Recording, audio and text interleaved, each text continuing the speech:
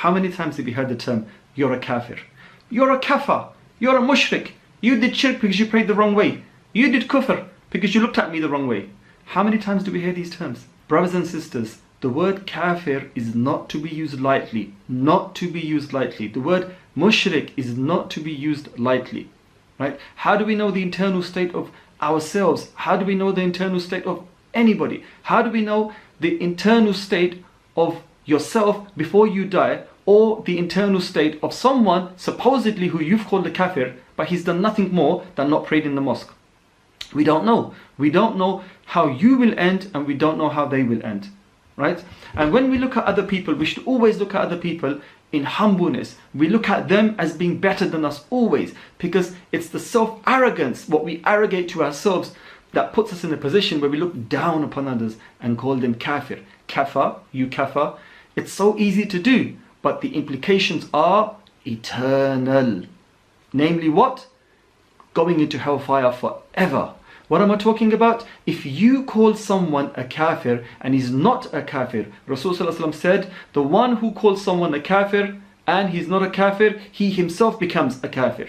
We don't know the fate of anybody. We don't know the internal state of anybody. We are supposed to make 99 excuses for our brothers, right? And somebody who's preoccupied with himself, with his hereafter, does not have the time to look at anybody else, right? There are three types of people. There's that one person who is so arrogant and thinks he's forgiven and thinks he has got his foot into paradise, right? That he sits back and relaxes and calls everybody else a kafir. You're a kafir because you didn't do sujood properly. You're a kafir because you didn't pray properly. You're a kafir because you're not fasting. You're a kafir because you don't believe in this Sahaba, right? That's huge arrogance upon himself, that he thinks he's so saved that he's no longer looking at himself and he's looking at other people. The second group of people are the ones who are envious and who are jealous. They find fault with others simply for the reason is that there's an inferiority complex within themselves. They haven't achieved what others have achieved, so they turn around and excommunicate them from the religion of Islam. And then there's the third person who doesn't see what's on his right, doesn't see what's on his left, but all he sees is his internal state, and he finds his internal state so disturbing, so dirty, that it does not allow him to see anything beyond himself, and he only focuses on himself. And at the end of the day, brothers and sisters, at the end of the day, does it really matter about what this person is doing and the state of his iman, and what that person is doing and the state of their iman, when at the end of the day I am going to be alone in my grave? I'm going to stand Yawm al-Hashr alone in front of Allah subhanahu wa ta'ala. I'm going to answer alone. Right? The person who I'm calling a kafir will not know me and I will not know him.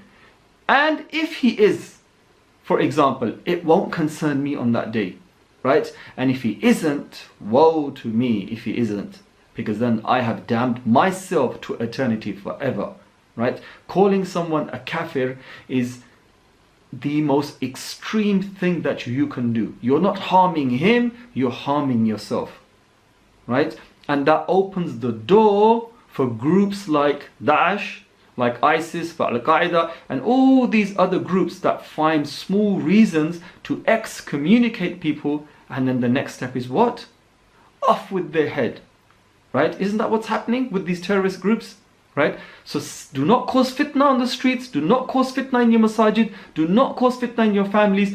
Let people be. You are not responsible for other people. Let them be. Worry about yourself, worry about your akhirah. Look within you and purify yourself. How do you know? You will be blessed with Kalima, La ilaha illallah, just as you're dying. You don't know this.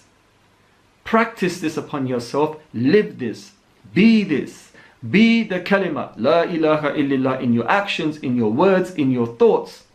And then hope for the best when you die, and then hope for the best when you're resurrected, instead of looking at other people. This is your host Amir. Thank you very much. Be good. There's not long to go. Assalamu alaikum wa rahmatullahi wa barakatuh.